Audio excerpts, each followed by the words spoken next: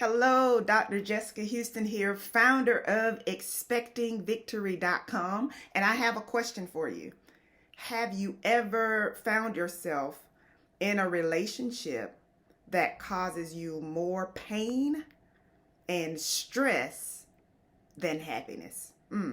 A relationship that causes you more heartbreak than happiness. If you have, then you definitely want to keep listening, because I really felt the urge to talk about the importance of being in a relationship where the other party values you. And far too often when you are single, I've had this experience myself where it's kind of like, it's tough, especially if you're someone who desires a soulmate, you desire a partner, you desire to have a family, whatever that desire is. As human beings, we desire connection. And so when you're in a season where you are single, but you would rather not be single, it can be really easy for you to fall into the trap of settling. It can be really easy for you to see someone who has a great physical appearance and think to yourself, you know what, this is for me. And women, come on, you all know we're like, oh, that's it. This is it. This is it. But you're so focused on the chemistry. You're so focused on the outward appearance that you don't really take the time to step back and say, you know what, is this person valuing me? And a lot of times we are so caught up in the moment, we're so caught up in emotions that we totally ignore red flags. So, you might notice that this person, it seems to be hiding something, or maybe they only come around at night, or they only come around on the weekends. And it should be clear, but your mind is so cloudy that you're totally missing it. Or this person is very manipulative, or this person is very controlling. And maybe you're seeing it as, well, maybe this person just really likes me that much. And I remember in college having that experience where I was physically abused, where I was cheated on, where I was actually stalked.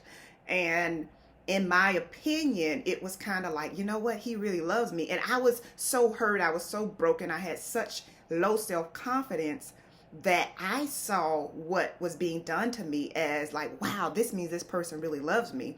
But in reality, I was in an unhealthy relationship. And so your relationships are going to really fall into three categories. One, you've got a great relationship.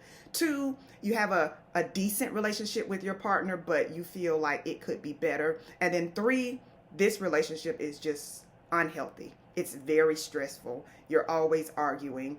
There's a lot of tension. And so that's three, which is where you really don't want to be.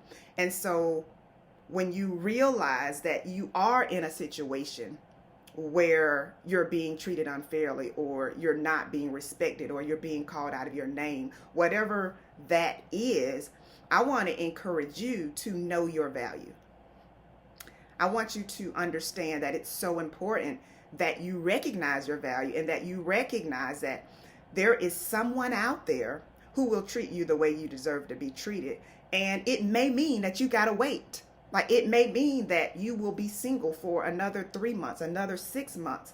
But in my opinion, it's better to wait on what you know you deserve, rather than just say, you know what, I just want to be in a relationship, so I'm just going to hang in there with this person and hopefully they will change.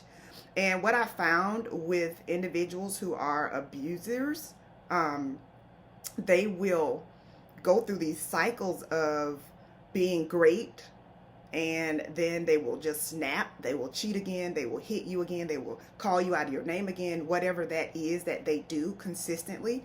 And then they will apologize, and they will say it'll never happen again. And then they will snap again. And that's the cycle. That's the abuse cycle.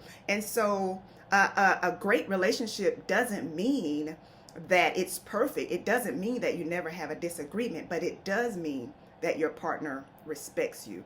And so the initial phase of a relationship is so important because that is the time that you really do need to take the time to slow down, get to know the person, and find out as much as you can about him or her before making a commitment. And the last thing I want to say to you is that from this day forward, I want you to choose to not accept what is given to you and demand what you deserve. Until next time, take care.